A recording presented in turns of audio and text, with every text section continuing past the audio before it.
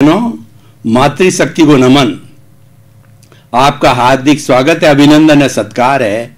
सनातन सत्य कार्यक्रम दृष्टि विज्ञान पर आधारित है। इसका अर्थ यह हुआ कि आपको दृष्टि का परिवर्तन करना है। मात्र दृष्टि का परिवर्तन करने से रियल पुरुषार्थ होता है और उस परिवर्तन से आपको एक विजन मिलता है, एक दिशा मिलती है। उस दिशा पे आप लगातार सही सही चलते रहोगे तो आपको ब्लिस की प्राप्ति होती है, आपको परमानेंट सुख की प्राप्ति होती है। हर व्यक्ति सुख चाहता है, तो हमारा सनातन सत्य सुख कैसे मिले उसकी खोज करवाता है। आप कौन हो इसकी खोज करता है। ये सारा कार्य हम अलग अलग एपिसोड्स के माध्यम से करते हैं। तो आज का हमारा बहुत सुंदर एपिसोड है कि अनंतानुबंधी मोह। भाई और बहनों, 8 जो कर्म होते हैं, द्रव्य कर्म, ज्ञानावर्णीय, दर्शनावर्णीय, वेदनीय, मोहनीय, आयुष्य, नाम, गोत्र और अंतराय, इन 8 द्रव्य कर्मों में जो सेनापति है, जो सबसे बड़ा मोह है, सबसे बड़ा जो कर्म है वो है मोहनीय कर्म। मोहनीय कर्म की कुल 28 प्रकृतियां होती है। अनंतानुबंधी, अप्रत्याख्यानी, प्रत्याख्यानी, संजलन, ये चार को 4 से गुणा करो। जो हमारे 4 जो मुख्य दुश्मन है भीतर के, क्रोध, अहंकार, माया, लोभ, इन 4 का 4 से गुणा करने पर 16 हो गया।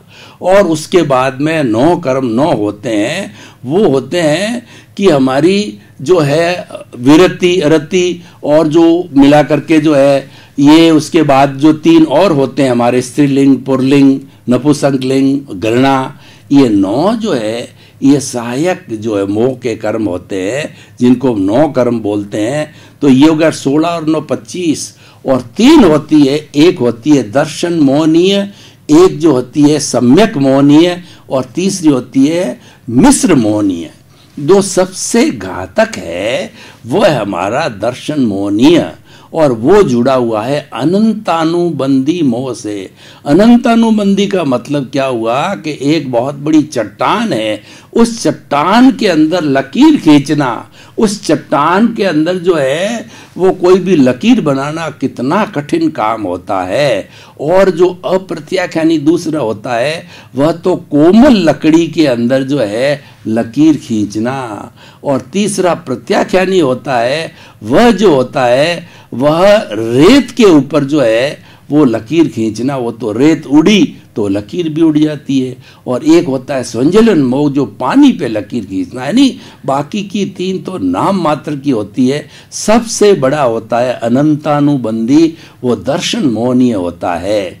तो जब हमको ज्ञान मिलता है तो दर्शन मोहनीय पे चोट होती है और ये दर्शन मोहनीय सभी कर्मों का बंधन करने वाला होता है। इसी की वजह से मोहनीय कर्म को एक जो है वो सेनापति कहा गया है। मैं आपको उदाहरण देना चाहता हूँ कि देखिए कि जो हमारे जो कर्म आने के जो है वो जो आश्रव होता है, वो आश्रव होता है मिथ्यात्व, अविरति, प्रमाद, कषाय और योग।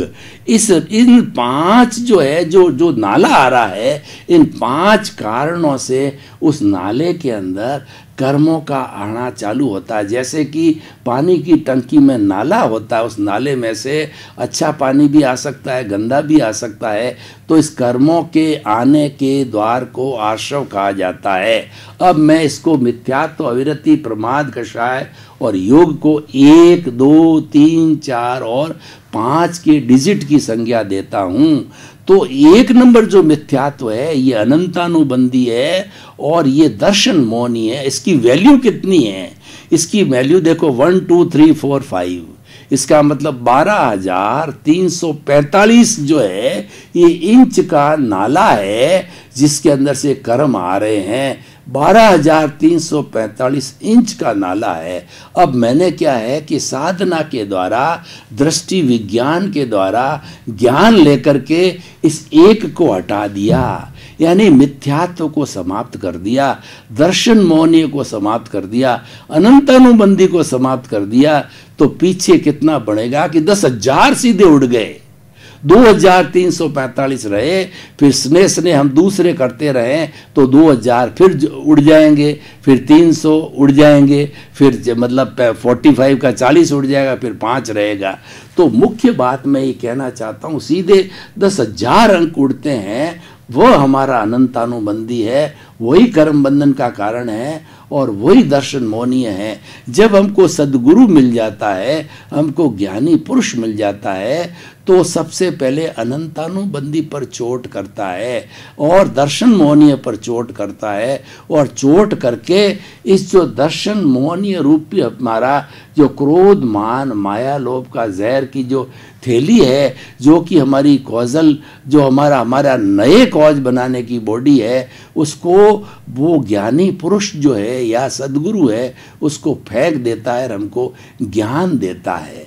यहाँ से सम्यक दर्शन की जो स्थिति चालू होती है, यहाँ से हमारी ज्ञान की स्थिति चालू होती है, और यहाँ पर से हम जो है अंतरात्मा बनते हैं। देखिए, दर्शन मोह से जुड़ी हुई एक बात मैं और बताना चाहता हूँ कि भीतर हमारा जो चेतन तत्व है, चेतन तत्व किसे कहा जाता है? असंख्य चेतनामय परमाणुओं के पिंड को चेतना कहते हैं, और चेतना की हाजिरी से, चेतना की प्रेजेंस से जो है ये जड़ चलता है। ये शरीर तो एब्सोल्यूट जड़ है। जड़ का मतलब है ये वर्ण गंध रस स्पर्श वाला है, और ये गलन मिलन धर्मा है, यानी ये जो आपस में मिलता है टूटता है। कैसे होता है कि आप देखिए, हम एक जीवन में ही देखें कि बच्चा सबसे पहले जो है भ्रूण बनता है, उसके बाद 9 महीने में बड़ा होता है, बड़ा होकर के वो बच्चे के रूप में जन्म लेता है, उसके बाद के अंदर वो बालक होता है,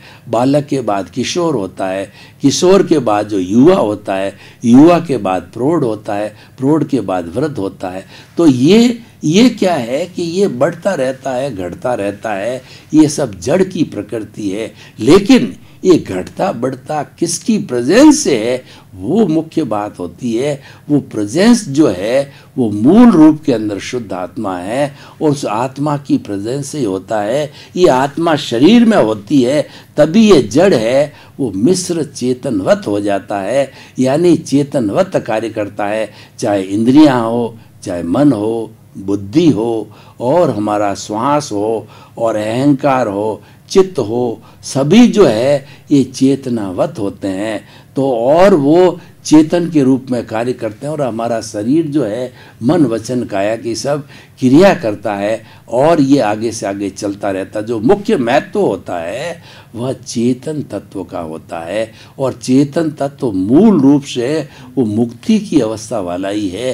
ये तो इसके साथ में कॉजल बॉडी, कार्बन शरीर, लिंग शरीर जुड़ गया, इसके कारण जो फेविकॉल की तरह ऐसा चिपका हुआ रहता है कि वह जो है जन्म जन्मांतर हमको भटकाता रहता। और जब हमको ये अनंतानुबंधी मोहनीय कर्म जो है ये छट जाता है, इसको हटा दिया जाता है, तो हमारे जीवन की एक नई दिशा मिल जाती है, जिसको हम सम्यक दर्शन कहते हैं।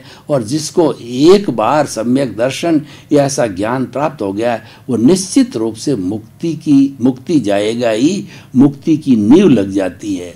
तो भाई और बहनों, ये मोहनीय कर्म का सारा बात है। और संसार के अंदर जितने भी बुराइयां हैं वो सब इस मोह का संसार है। मोह एक वट वृक्ष है, और उसके अंदर सारी जो है बुराइयां पनपती है। इसीलिए हमें मोहनीय कर्म को अगर कोई जीत लेता है तो वो बाहर में गुण स्नान में वीत राग हो जाता है। वीत राग का मतलब उन्होंने जो मोहनीय कर्म का समूल नाश कर दिया। और जब मोहनीय कर्म का समूल नाश हो जाता है तो पीछे ज्ञानावर्णीय, दर्शनावर्णीय और अंतराय को टूटने में अधिक समय नहीं लगता है, क्योंकि मुख्य बड़ा कर्म जो है वो कट जाता है। तो वो 12वें से 13वें गुणस्थान में मात्र जो है अंतर्मूर्त, जैन दर्शन में अंतर्मूर्त एक बहुत ही प्रसिद्ध इकाई है। अंतर्मूर्त का होता है कि मिनिमम एक समय का अर्थ होता है जब हम पलक झपते हैं तो कई समय निकल जाते हैं। तो वो तो जो है हमारा मिनिमम हो गया, और मैक्सिमम 48 मिनट, यानी इस अंतर मुहूर्त के अंदर वीतराग होने के बाद के अंदर वह जीव, वह प्राणी जो है इस देह के अंदर, इस जो है हमारा ये जो औदारिक शरीर है, उस औदारिक शरीर के अंदर केवल ज्ञान की प्राप्ति हो जाती है। तो केवल ज्ञान की प्राप्ति होने पर इस औदारिक शरीर में एक जीता जागता भगवान ईश्वर प्रभु हो जाता है। जो ईश्वर की परिभाषा है ये जैन दर्शन के अंदर, वो ईश्वर की परिभाषा वह होती है जो केवल ज्ञान को प्राप्त कर लेता है। और केवल ज्ञान का 13वां गुण स्थान है, केवल ज्ञान को प्राप्त होने के बाद के अंदर जो भी उसका आयुष्य बाकी है, जो उसके शुभ कर्म बाकी है, वेदनीय वगैरह, वो मूल आयुष्य है, तो वो शुभ होते हैं। तो उस आयुष्य कर्म के वशीभूत तो उसको शरीर में रहना ही पड़ेगा। और वह रहने के बाद के अंदर और वह जो है अपने बचा हुए आयुष्य कर्म का, या जो हमारे शरीर से जुड़े हुए वेदनीय आयुष्य हो गया, नाम है और गोत्र है, ये दूसरे तो सब शुभ होते हैं, तो वो उनका जो है वो निकाल करके, निर्जरा करके, भोग करके, और वो जीव सिद्ध बुद्ध और मुक्त हो जाता है। अब देखिए भगवान महावीर को लेवें तो भगवान महावीर जब माँ के पेट में आए थे, तीसरा माँ के पेट में, हर तीर्थंकर 3 ज्ञान लेकर के आता है। उस मोहनीय कर्म से जुड़ी हुई बात बता रहे हैं। उसके अंदर 3 ज्ञान में मति ज्ञान, शुद्ध ज्ञान और अवधि ज्ञान। उस वक्त का एक जो है वह एक वृत्तांत आता है कि उन्होंने अवधि ज्ञान से भगवान ने देखा कि मैं माँ त्रिशला के पेट के अंदर ऊपर नीचे बच्चा घूमता है, तो वो माता को कष्ट होता है। और जब घूमने लगा तो माता ने देखा कि मेरा गर्भ जो है अवतरित हो गया है। उन्होंने गाजे बाजे मंगवाए, जो है बजवाए, और पूरी नगरी को जो है वो स्वर्ग नगरी की तरह सजाया गया, और सब में जो है खुशी की लहर फैली। जब भगवान ने अवधि ज्ञान से देखा कि माँ को कितना कष्ट होगा, तो उन्होंने हिलना डुलना बंद कर दिया पेट में। तो हिलना डुलना बंद करते त्रिशला माँ ने देखा मेरा गर्भ क्या क्षतिग्रस्त हो गया। तो गाजे बाजे शहनाइयाँ बज रही थी, वो शहनाइयाँ सब शांत हो गई। एक जो है बड़ा दुख का वातावरण छा गया। तो पुनः भगवान ने जो है वो अपना अवधि ज्ञान लगाया। ये तो उल्टा हो गया कि माँ जो है ज़्यादा दुखी हो गई और सारा जो आमोद प्रमोद था वो रुक गया। तो फिर उन्होंने हिलना डुलना चालू किया, और वहाँ पर माता के प्रति जो है उस वक्त वो छद्मस्ती थे, तीर्थंकर नहीं हुए थे। माता पिता के प्रति जो उनका इतना बड़ा राग था, तो उन्होंने जो ये प्रतिज्ञा की कि माता पिता के रहते हुए मैं जो है वह दीक्षा नहीं लूँगा। 28 वर्ष की अवस्था के अंदर माता पिता का जब स्वर्गवास हो गया, तो उन्होंने अपने बड़े भाई नंदीवर्धन और पार्श्व काका को कहा कि मैं दीक्षा लेना चाहता हूँ। तो नंदीवर्धन ने कहा कि अभी तो पिताजी माता पिता का शोक से हम निवृत्त नहीं हुए हैं, हमारा निवेदन है कि 2 साल आप घर में रहो। उनकी बात को माना। 30 वर्ष की अवस्था में उन्होंने जब दीक्षा ग्रहण की, तो दीक्षा ग्रहण करते ही तीर्थंकर को चौथा मन प्रयोग ज्ञान हो जाता। मन प्रयोग ज्ञान वह होता है कि किसी भी जिसके भीतर मन होता है और उस मन के अंदर क्या विचार चल रहे हैं वो सारे पौद्गलिक होते हैं, उन परमाणुओं को देखता है। यानी किसी व्यक्ति के भीतर चलने वाले विचारों की वो स्टडी कर लेता है। तो अब वो करने के बाद में भगवान ने 12.5 वर्ष की तपस्या की। अब मैं अनंतानुबंधी मोह की बात पे आता हूँ, क्योंकि तीर्थंकर का और ख़ास करके हमारे अंतिम 24 तीर्थंकर जिनको 2500 साल हुए हैं, उनका वृत्तांत हमारे सामने बहुत स्पष्ट है। तो उन्होंने जो है दीक्षा लेते ही अनंतानुबंधी के ऊपर सबसे पहले आक्रमण किया। यानी जो मोहनीय कर्म को खपाए बिना जो है मुझे केवल ज्ञान संभव नहीं है, वीतराग बने बिना जो है मुक्ति संभव नहीं है। तो उन्होंने वीतरागता का रास्ता लिया। वीतरागता का क्या रास्ता है, ये बात बहुत ही समझने की है। वीतरागता का रास्ता होया है कि दर्शन मोहनीय अनंतानुबंधी क्रोध मान माया अनंतानुबंधी मोह को समाप्त करो।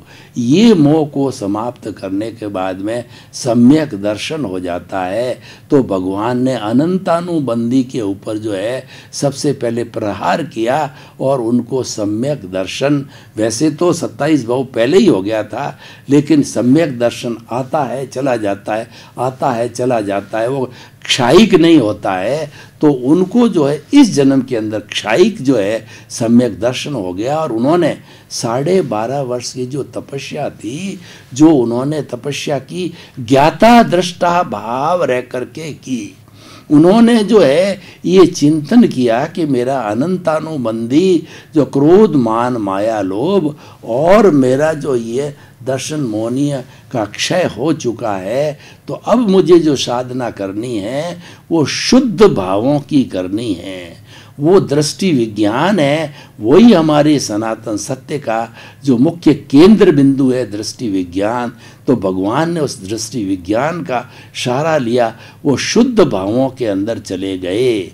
तो उन्होंने शुद्ध भावों का अर्थ ये है कि जो भीतर उनकी जो शुद्ध आत्मा, जिनको शुद्ध करना है, जो मुक्ति जाने वाली है, वो तो ऑलरेडी शुद्ध फॉर्म में है, लेकिन उसके स्वरूप की जानकारी की, सेल्फ रियलाइजेशन किया, इंट्रोस्पेक्शन किया, आत्मनिरीक्षण किया, आत्म परीक्षण किया और उस दिशा के अंदर वो जो है वो अपने जो रियल पुरुषार्थ के अंदर चले गए, दृष्टि विज्ञान के अंदर चले गए।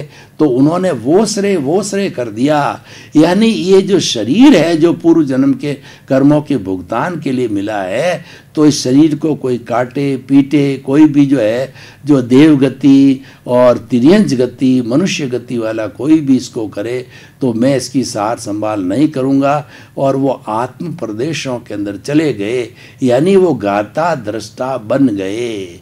और वो ज्ञाता दृष्टा बनने के कारण उन्होंने 12.5 वर्ष तक ज्ञाता दृष्टा किसके रहे कि ये महावीर के पुतले के जो मन वचन काया रूपी जो पूर्व जन्म के जो कर्म इसके साथ में जो जुड़े हुए हैं, यानी जो उदय और प्रारब्ध चल रहा है, उसको मात्र देखते रहे, जानते रहे, ज्ञाता दृष्टा बन करके उसके साथ तन्मयाकार नहीं हुए, क्योंकि वो जानते थे कि ये प्रारब्ध और जो उदय है ये मेरा ही किया हुआ है, ये मेरे कर्मों का फल है, मेरी कॉजल बॉडी है। जब उदय और प्रारब्ध में आती है तो कर्म बीज जो मैं डाल के आया हूँ उसके अनुरूप कर्म फल और सुख दुख की प्राप्ति होती है, उसकी तरफ उन्होंने मध्यस्थता का भाव रखा। तो भाई और बहनों, बहुत बड़ी शिक्षा की बात है, भगवान महावीर के जीवन से शिक्षा लेनी चाहिए कि आपको मुक्ति को जाना है तो हम सबसे पहले सद्गुरु की तलाश करो। भगवान तो अपने आप के गुरु थे, क्योंकि वो तो तीर्थंकर थे, जन्म से ही वो 3 ज्ञान को लेकर के आए थे। लेकिन हम जो साधारण व्यक्ति है, हमको ज्ञान की प्राप्ति करने के लिए हमें अनंतानुबंधी का जो है क्षय करने के लिए, अनंतानुबंधी जो क्रोध मान माया लोभ की जो थैली है उसको बाहर फेंकने के लिए, जहर की थैली को, हमें किसी गुरु की तलाश करनी चाहिए, हमें ज्ञानी पुरुष की तलाश करनी चाहिए। गुरु के लिए कहा जाता है कि गु का मतलब होता है अंधकार, रू का मतलब दूर करने वाला। गुरु वह व्यक्ति होता है जो हमारे अज्ञान रूपी अंधकार को दूर करता है। कैसे करता है कि आपको उदाहरण देते हैं कि घना तिमिर है सदियों का और उसके अंदर एक जो है दीपक जला दिया जाए, अगर मिट्टी का, तो छोटा सा दीपक उस घने तिमिर को हर लेता है, वह स्व पर प्रकाशक होता है। उसी तरह से हमारा ज्ञान है जो कि हमारी आत्मा का जो है कहना चाहिए लक्षण है, जब हमको प्राप्त हो जाता तो स्व पर प्रकाशक होता है और हम उस ज्ञान के जरिए अपने अज्ञान को, अज्ञान है हमारा राग द्वेष है, अज्ञान हमारा क्रोध मान माया लोभ है, ये कॉजल बॉडी है और ये कर्म शरीर, ये लिंग शरीर है, इसको धीरे धीरे हम धोना प्रारंभ करते हैं। और जब धुल करके पूरा ज़ीरो हो जाता है तो ज़ीरो होने की अवस्था के अंदर हम वीतराग बन जाते हैं। जैसे कि भगवान जो है 12.5 वर्ष की इस तरह की तपस्या करते करते वो वीतराग हो गए और वीतराग होने के बाद में भगवान अंतर मुहूर्त के अंदर जो ही वीतराग हुए, मोहिनीय कर्म का क्षय हुआ, तो उसके साथ के जो दूसरे थे वो दर्शनावर्णीय ज्ञानावर्णीय अंतराय टूट गई और टूट करके वो केवली हो गए, यानी उनको एब्सोल्यूट ट्रुथ मिल गया। जितने भी ये चार घाती कर्म थे वो शुद्ध हो गए और वो चारों पर्दे आत्मा के साथ में हट गए, और हटने के कारण जो है वो केवली बन गए। और जो केवली होता है उससे न भूत भविष्य वर्तमान कोई भी जो है जड़ और चेतन की कोई अवस्था छुपी नहीं रहती है, सबको जानता है। वो परफेक्ट ट्रुथ होता है उनका, वो परफेक्ट नॉलेज होता है, वो आप्त पुरुष होते हैं, वो बन जाता है। तो भाई और बहनों, हमें भगवान महावीर के जीवन से शिक्षा ये लेनी है कि हम गुरु की तलाश करके अनंतानुबंधी को हम हटाएं, तो ये जो है हमारा सदगुरु कार्य करता है। उसके बाद जो हम आगे से आगे बढ़ते जाते हैं। अब भाई और बहनों, इस एपिसोड को मैं ओपन टू दी ऑडियंस करता हूँ, यानी आप लोगों के सजेशंस, आप लोगों के प्रश्न, आपके लोगों की क्वेरी, आप लोगों के सुझाव, और हम देखें कि कसौटी पर कसे हैं कि किस तरीके से अनंतानुबंधी का विलय होने से हमारे को बहुत बड़ी चिंतामणि रत्न की प्राप्ति होती है, जो कि ज्ञान कहिए या सम्यक दर्शन कहिए, वो प्राप्ति होती है। तो ये किस तरीके से वायबल और किस तरीके से समाजो उपयोगी और किस तरीके से जो है इसकी सोशल यूटिलिटी, तो हम बड़े आत्मविश्वास के साथ में कहना चाहते हैं कि ये नया जन्म होता है और ये मनुष्य जीवन में ही होता है। इसीलिए इसकी सारी शिक्षा हम आपको ही क्यों दे रहे हैं। हम दूसरे प्राणी जैसे कि भैंस है उसके आगे हम इसकी व्याख्या क्यों नहीं कर रहे हैं, क्योंकि एक कहावत है कि भैंस के आगे बीन बजाना, तो वहाँ पर बीन बजाने से क्या होगा, उसके पास तो कोई ज्ञान है ही नहीं, उसके पास में ज्ञान की फैकल्टी नहीं है, तो वेस्टेज ऑफ द टाइम होगा।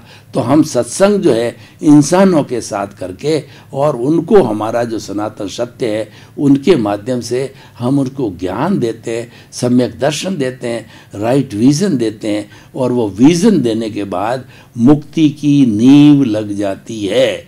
और अगर इसी जन्म में व्यक्ति जो है उस ज्ञान को जो है आगे से आगे पुष्टि देता रहता है, 5 आज्ञा जो बाढ़ रूप में है, 5 आज्ञा ट्री गार्ड के रूप में है, और हमारी सत्संग है, संवर है, संभाव है,